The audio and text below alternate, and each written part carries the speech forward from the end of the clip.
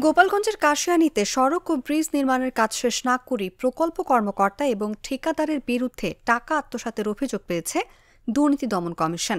বুধবার সকালে জেলা দুর্নীতি দমন কমিশনের উপপরিচালক মোহাম্মদ মশিউর রহমানের নেতৃত্বে গোপালগঞ্জ জেলা পরিষদে অভিযান চালিয়ে এর সত্যতা পায় দুদক। সরজমিনে ব্রিজগুলো দেখে আসি, সেখানে অ্যাপ্রোচ সড়কগুলো খুবই অ্যাপ্রোচ সড়ক নাই, ব্রিজের গুণগত মান হাত দিলেই সিমেন্টগুলো উঠে যাচ্ছে। এবং আমরা চিন্তা করলাম যে তাহলে এখন আমরা একটু অফিসে গিয়ে দেখি রেকর্ডটা কী বলে। তো এসে দেখলাম যে 85 লাখ টাকার উপরে বিল পরিশোধ করা হয়েছে এবং অ্যাপ্রোচ সড়কেরও বিল পরিশোধ করা হয়েছে, কিন্তু অ্যাপ্রোচ সড়ক নাই। সবচেয়ে কষ্টের বিষয় হচ্ছে এখানে যে অ্যাপ্রোচ সড়ক না থাকার কারণে গ্রামবাসী মই দিয়ে ব্রিজে উঠে এবং একজন শ্রমিক কয়েকদিন আগে আগস্ট মাসে আপনার এই ব্রিজে উঠতে গিয়ে পড়ে গিয়ে হাসপাতালে ভর্তি হন। পরবর্তীতে 3বার অপারেশন করে তার পা কেটে ফেলতে হয়েছে। এটা খুবই মর্মান্তিক একটা ব্যাপার। জানা গেছে 2014 থেকে 15 অর্থ বছরে কাশিয়ানী উপজেলার ওড়াকান্দি ইউনিয়নের মাইজকান্দি থেকে আরুয়াকান্দি গ্রাম পর্যন্ত প্রায় 3 কিলোমিটার এইচবিবি সড়ক ও খালের উপর 3টি ব্রিজ নির্মাণ কাজ হাতে নেয় গোপালগঞ্জ জেলা পরিষদ। প্রতিটি ব্রিজে 12 মিটার করে সংযোগ সড়ক থাকার কথা থাকলেও কাজ শেষ না করে প্রকল্পের টাকা উত্তোলন করে আত্মসাৎ করা হয়। এদিকে ব্রিজের সংযোগ সড়ক না থাকায় 9 বছর ধরে ভোগান্তি পোহাচ্ছে জনগণ। মই বেয়ে উঠতে হয় সেতুতে। ব্রিজ নির্মাণের টেন্ডার ডকুমেন্ট সহ ঠিকাদারের সাথে যে চুক্তিপত্র হয়েছে, অন্যান্য রেকর্ডপত্র পর্যালোচনায় আমরা দেখতে পাই যে অ্যাপ্রোচ সড়ক প্রত্যেক ব্রিজে টোটাল 12 মিটার করে থাকার কথা ছিল। এইখানে 12 মিটার কাজ করে নাই, অ্যাপ্রোচ সড়কের কাজ হয় নাই।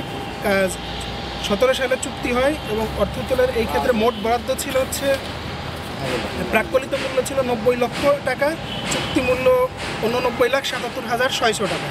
এ পর্যন্ত চূড়ান্ত বিল পরিশোধ করা হয়েছে 85,26,334 টাকা এবং ঠিকাদারি প্রতিষ্ঠানের যে জামানত 4,50,000 টাকা সেটাও 18 সালে ফেরত দেওয়া হয়েছে। জেলা দুর্নীতি দমন কমিশনের সহকারী পরিচালক মোহাম্মদ সোহরাব হোসেন বলেন, এখানে কাজ না করে টাকা আত্মসাৎ করা হয়েছে বলে প্রতীয়মান হয়েছে।